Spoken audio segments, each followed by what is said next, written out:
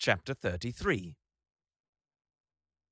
The sun was shining calmly on a scene of complete havoc.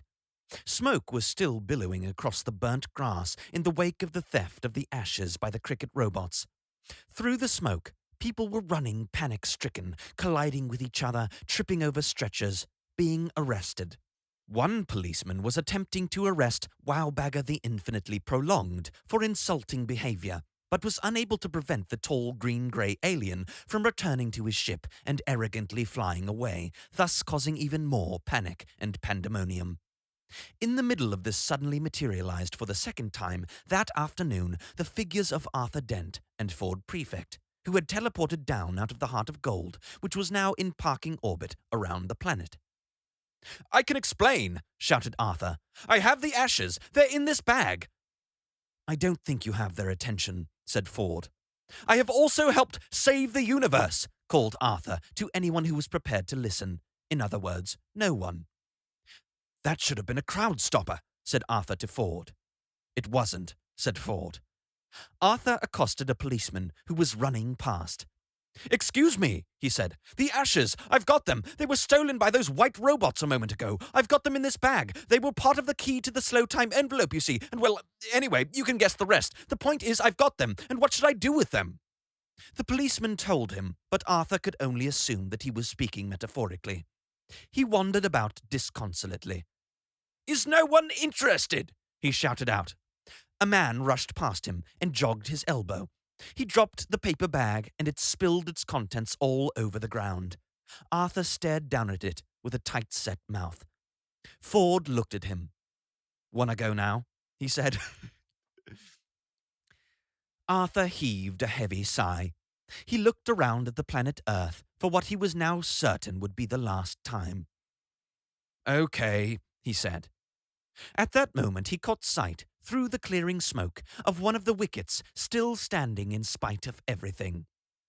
"Hold on a moment," he said to Ford. "When I was a boy—" "Can you tell me later? I had a passion for cricket, you know, but I wasn't very good at it. Or not at all, if you prefer. And I always dreamed, rather stupidly, that one day I would bowl at Lord's." He looked around him at the panic-stricken throng. No one was going to mind very much. "Okay," said Ford wearily. "Get it over with. I shall be over there," he added, being bored. He went and sat down on a patch of smoking grass.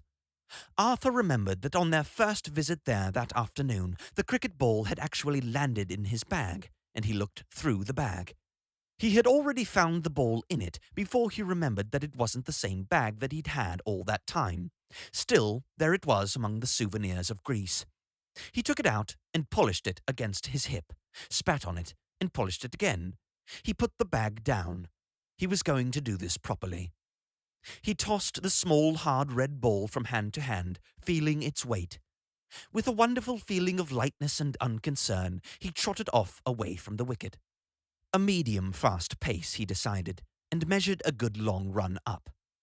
He looked up into the sky. The birds were wheeling about it. A few white clouds scudded across it. The air was disturbed with the sound of police and ambulance sirens and people screaming and yelling, but he felt curiously happy and untouched by it all. He was going to bowl a ball at Lord's. He turned and pawed a couple of times at the ground with his bedroom slippers. He squared his shoulders, tossed the ball in the air, and caught it again.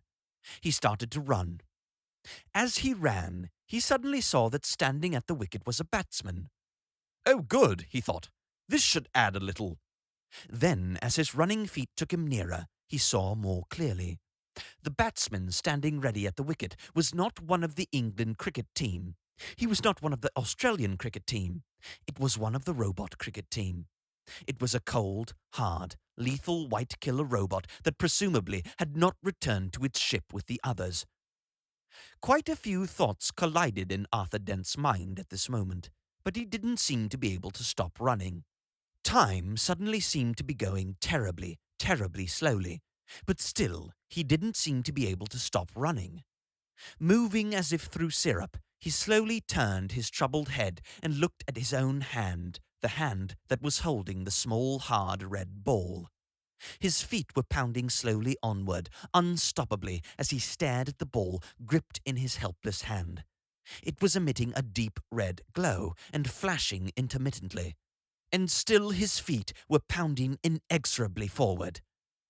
He looked at the cricket robot again, standing implacably still and purposeful in front of him, battle club raised in readiness. Its eyes were burning with a deep, cold, fascinating light, and Arthur could not move his own eyes from them.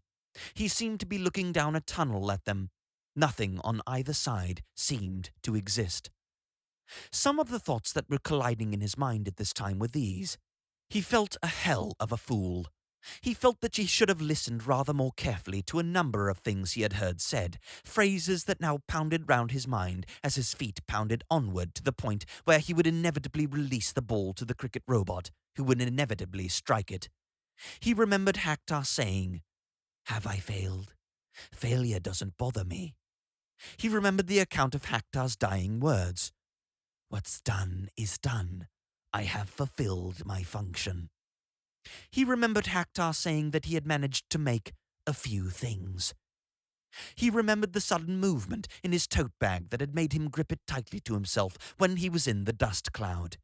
He remembered that he had travelled back in time a couple of days to come to Lord's again. He also remembered that he wasn't a very good bowler.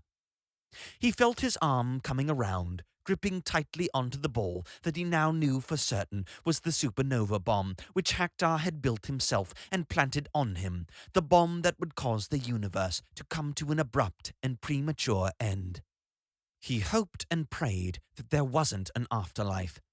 Then he realized there was a contradiction involved here and merely hoped that there wasn't an afterlife. He would feel very, very embarrassed meeting everybody. He hoped that his bowling was as bad as he remembered it to be, because that seemed to be the only thing now standing between this moment and universal oblivion. He felt his legs pounding. He felt his arm coming round. He felt his feet connecting with the airline bag he'd stupidly left lying on the ground in front of him. He felt himself falling heavily forward, but having his mind so terribly full of other things at this point, he completely forgot about hitting the ground, and didn't. Still holding the ball firmly in his right hand, he soared up into the air, whimpering with surprise. He wheeled and whirled through the air, spinning out of control. He twisted down toward the ground, flinging himself hectically through the air, at the same time hurling the bomb harmlessly off into the distance.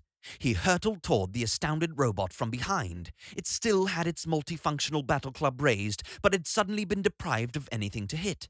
With a sudden mad outburst of strength, he wrested the battle club from the grip of the startled robot, executed a dazzling banking turn in the air, hurtled back down in a furious power dive, and with one crazy swing, knocked the robot's head from the robot's shoulders. "Are you coming now?" said Ford.